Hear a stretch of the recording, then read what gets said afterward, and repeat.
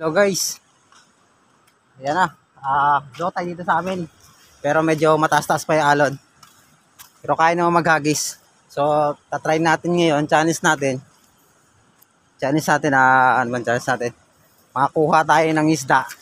Kahit matataas yung alon. So, yun ang challenge natin ngayon. Tingnan natin kung makakuha tayo. Pag natalo, wag wala ako nakuha ng isda. Ano ka isda guys? Magpapapitik ako sa tenga nila mong beses. So, yun. Ayun lang, parusa natin. So, yun na guys. Let's go! Yung guys, sana makuha ko guys.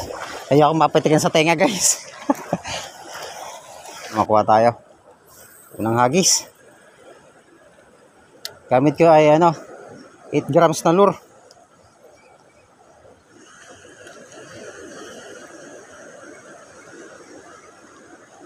Ayoko mapitikan guys.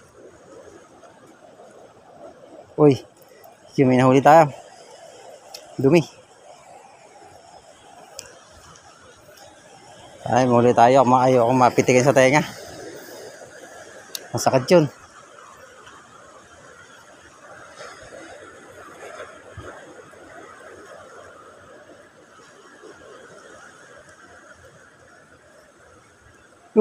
Ayun. Wala.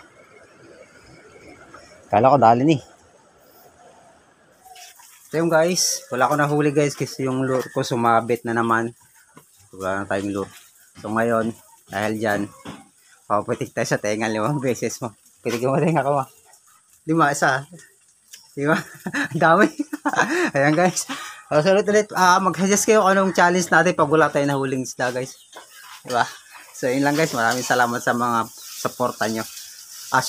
Shoutout nga pala sa mga walang sawang sumusuporta sa mga walang kwenta kong video. Ito sila. Tignan nyo sila.